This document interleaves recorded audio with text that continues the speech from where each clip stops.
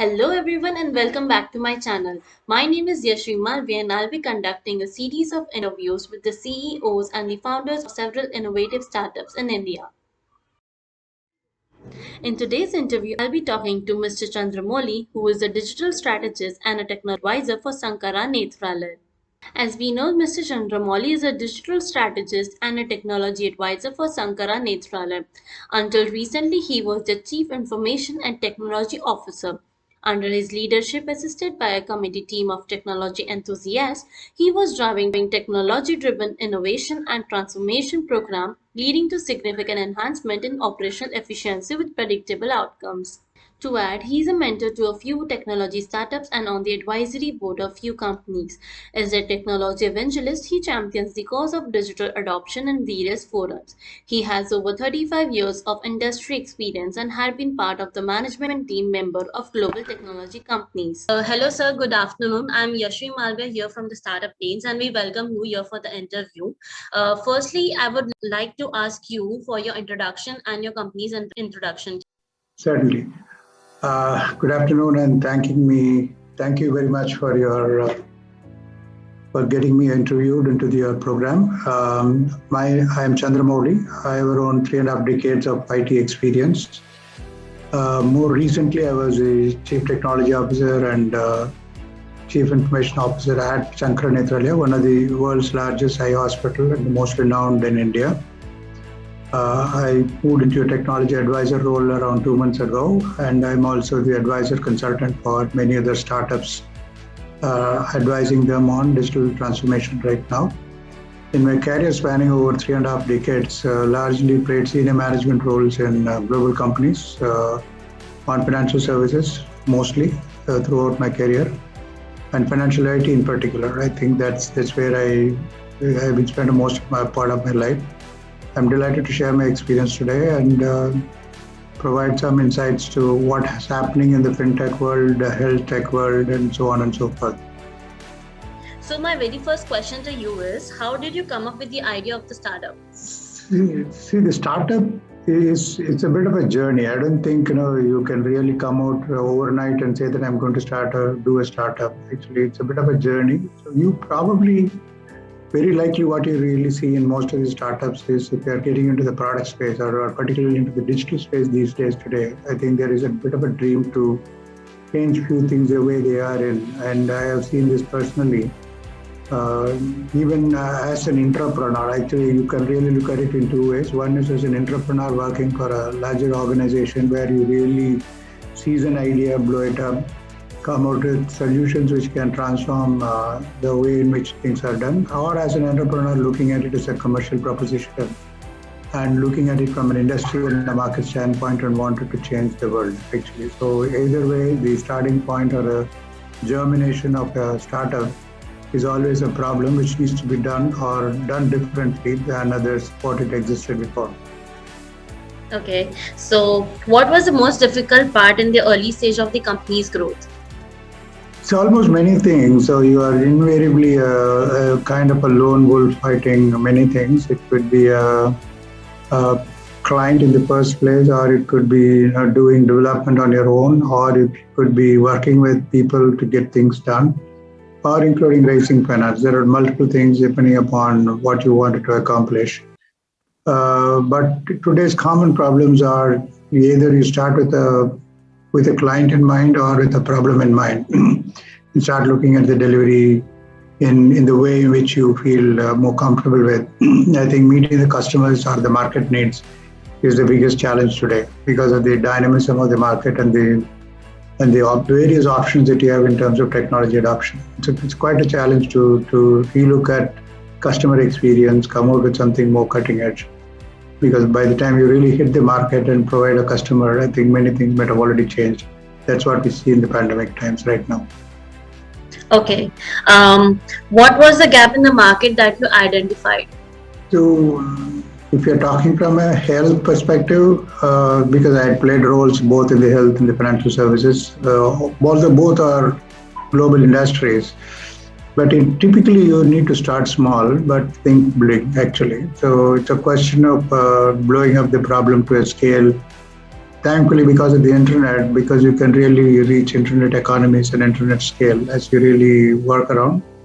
But now the key issues are now how do you solve problems at scale, particularly if you're talking about a digital idea. If you're talking about a services idea, then it's a different issue. It's probably largely catering to a particular segment of the industry or competence that you have, which is far too different to what you may probably do from a digital space, from a digital product space actually. So typically it's a market.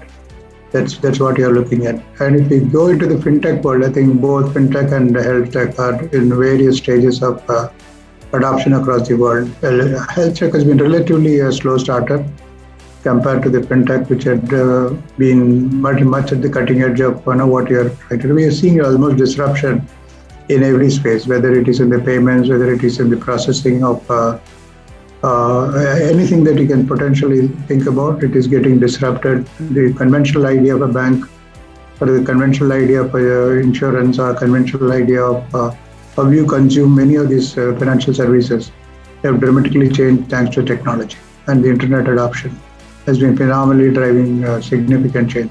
I think we're going to see the same kind of disruption happening in the health tech space as well, maybe the next 3 to 5 years. Because of the pandemic, I think even for the first time, we are seeing consumers asking for change more than the providers. So the providers have no other option excepting to adapt to what the customers are looking at. I think we're going to see a lot more changes in both these spaces. Okay. So my next question is, can you please explain your business model to us? Largely, I live in two different worlds. See, for a living, we do a lot of consulting in the first place. So we do two things. We help the customer co-own their ideas and products and come out with an accelerator, which will really help, where we take really good stake amount in terms of getting the product off the shelf and into a production, into taking it out because of the vast years of experience that we have. That's what we do for a living. So that there is some amount of sustained cash flows that we can really generate. But at the same time, it doesn't hurt the entrepreneur, where we work with them to really, germinate their ideas. I think that's for sure. And we also have some independent products which are available for disruption, particularly in the health tech areas, where we invest on our own, and until such time it reaches some scale, and where we are tested with along with our customers. So the first pilot customers, we really don't go after the market actually. So we test it on a limited purpose on a lab and also on the field as a kind of a beta. Then now we really go after the scale. So we have both the models working which successfully for the last 3 years in my digital transformation startup called Tech. Okay. So what are the product and services that you offer? See, largely incubation services and technology advisory. Technology strategies where we are a little comfortable with because of our vast years of experience. That's how we start. But invariably, today people, almost all the physical, the brick and mortar companies, that's where the bigger challenges are, the SMEs and the brick and mortar companies. Particularly after the pandemic, we have seen them really struggling with the digital transformation adoption. So what we do is we try to be a strategic advisor for them in their digital journey, and replicate some of their ideas into broadly what we call it as, we have a theme called Now, Next and Beyond. So we try to help them in the digitization process in what they should do now to stay afloat actually. And to do a little bit of a transformation, we try to do some of those next gen technologies which will help them to be on the cutting edge, which could be largely beyond the digital into something more, little more disruptive. And then we work with the customers to see how we can disrupt their own conventional business models through consulting and working on the next generation of ideas. That's where we help them to incubate their ideas into digital products. So virtually we get them into some kind of what we call it as a digital twin. So we try to replicate the business processes almost into a digital mode, and help them to achieve what they have done physically into a digital world. I think that's how we do. So all of our clients have been mostly on the strategic advisory role. We really don't go after projects in a bespoke mode actually. Okay, great. What are your target audience?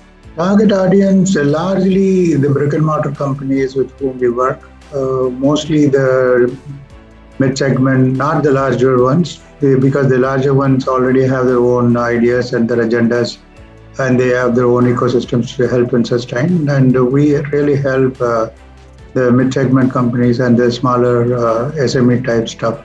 For the SMEs, we really come after our own ecosystem. For all the mid segment companies, we largely work on some kind of an incubator model, actually.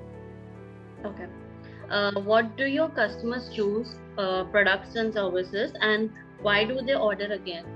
See, since we are more onto the digital advisory space, our strategy is on threefold, like what I told you, now, next, and beyond. For people to really help them into the digital bandwagon, I think we largely offer them services on the cloud where they help them to reduce cost and optimize their service delivery. I think we have a bunch of products and services catering to help them to be on board. So which is clearly a winner because in the short term, reducing cost is always the criteria for most of the companies. As they really start getting used to the newer model of cost optimization, then they really go after doing some amount of efficiency increase and some innovation. I think that's where we really help them on automating some of their processes to say something like an RPA, something like a digital uh, bots and things like that, which help them to improve their customer service or internal or external. I think that's what we really see them as offering. And in terms of disrupting, I think now we have a completely different idea about coming out with the next 5-year plan where we really work with them on the technology readiness for how to be resilient despite all the changes. I think that's what has worked in our case. So we have a bunch of prepackaged ideas which really works, and also far-reaching consulting ideas which will help them to outlive the pandemic or go beyond what they are doing right now. So, what are the three unique things that make you better than your competitors? See, we offer industry insights. I think that's the most important thing. And particularly having worked for a long period of time globally across and working in financial services, advisory, and also now more recently in the health tech, I think we understand the market much better than most of the big time consulting firms. So we are pretty agile and nimble in the sense that we can really kickstart any engagement in less than weeks, actually, not in months. I think one is industry insight, second thing is agility. Third is we offer significant cost savings at scale. I think these are the three things which I really think as our differentiators probably for the moment. I can give you many examples of how we have enabled customers, at least in the last 6 months to 12 months, particularly in the pandemic, completely remotely working, adding value, where we kickstarted ideas in a couple of weeks and also helped them to get into the market in less than 2 to 3 months. Why should a job applicant work with you? See, it's always aspirational for many of the new entrants to really work on some next big ideas because the Gen Z, if you really look into the Gen Z of the applicants, they have their own vision on their own. They want to change the world. They have different ideas compared to these Gen X or any of the other previous generations that you have. So it's largely aspirational. I think one of the things that we try to do is to give them jobs matching with their aspirations. We're pretty clear about that. So the opportunities are primarily to drive fundamentally disruptive things that are not working on the regular Me Too technologies. It will be very, very disruptive in terms of ideation to working on next gen stuff. I think that's what we really work with actually. So most of our employees right now, what we really see are probably the people who had some aspirations to be an entrepreneur on their own over a period of time, or they want to work on something very disruptive. I think this is what we really help them to mentor probably, and also to help them to grow with their own ideas. I think that's what we are really seeing. And we have seen fair amount of success. Not that every employee we recruited was meeting those lines, but I think generally the ecosystem is fairly simple and straight where we are trying to hire more aspirational people.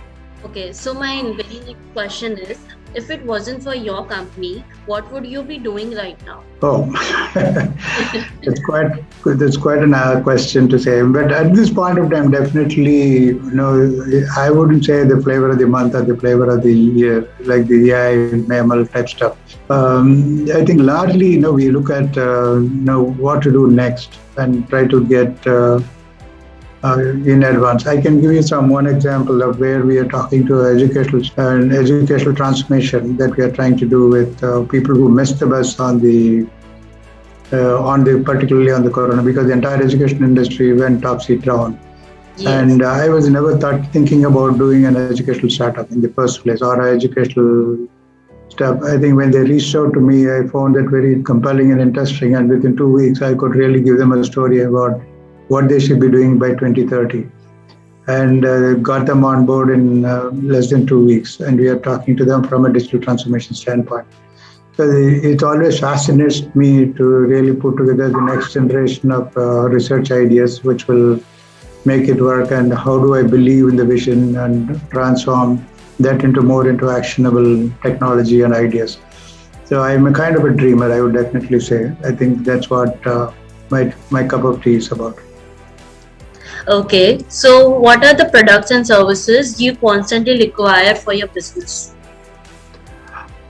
Products today, I think most of it is available on the net. So I think we continuously keep looking at what is coming up new on the cloud. The cloud oriented services, anything which is disruptive attracts us, because we try to offer largely disruptive business ideas for our customers. I think at least every week we meet at least one or two new products or entrepreneurs with newer ideas and products for us to think how we can make that different to our customers. I think anything on the cloud, anything which is very disruptive, we keep a looking at it, and more so in relation to healthcare and financial tech, fintech. Sir, on which parameters do you select your vendors and suppliers, and like price, quality, or convenience? Quality, I don't think quality is no more a differentiator, because it's a prerequisite for you to stay and survive. So, pride, you can to say some extent acceptable, because everyone will take a pride in their products for sure. And price performance is definitely the key for a short-term success, actually. So I think we look at all three in different perspectives depending upon the opportunity and the client needs. Okay. What are the recent and long-term plans of your startup? See, the long-term plan is to create at least two intellectual properties out of India at scale. Definitely, for sure. We are working on this, particularly things on wearable, on health tech is one thing which is catching up attention for us, actually. We are working with a maiden customer on a wearable. Hopefully, we can solve that problem. I think, which could be of a huge dimension to us, actually. I think that could be a 2 to 3 year goal, actually. I think that's for sure. The second similar idea is to work on again on health tech. On health tech is to solve common problems at scale. Again, we are incubating some of those products as we really speak.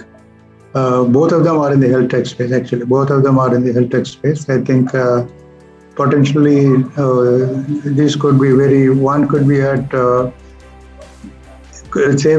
significantly saving on cost and enhancing technology adoption at smaller and mid-segment hospitals. The other could be a completely wearable device, which could solve a few problems and diagnostics, and coming out with different ideas around improving your quality of eye care and things like that. I think those are things that we're working on. Okay. So, are you raising external funds or willing to raise in near future? See, we really don't go after funds right now. It's mostly self-funded right now, or self-sustainable. I wouldn't say self-funded even. I think it is we internally generate funds to keep us going.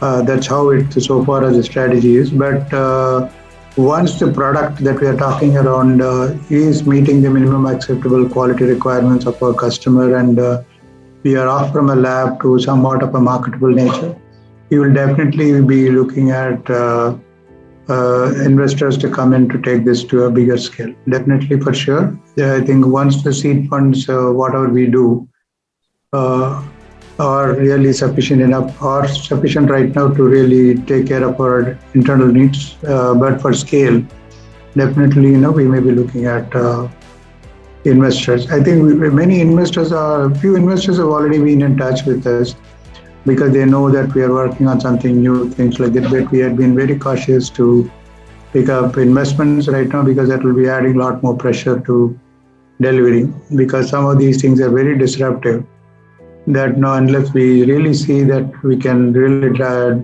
and deliver to our vision, then we can hold ourselves accountable for investors' funds. So we are just waiting for some big things to happen before we can go after big time investments. So, my last question is, what is your feedback on startup lanes?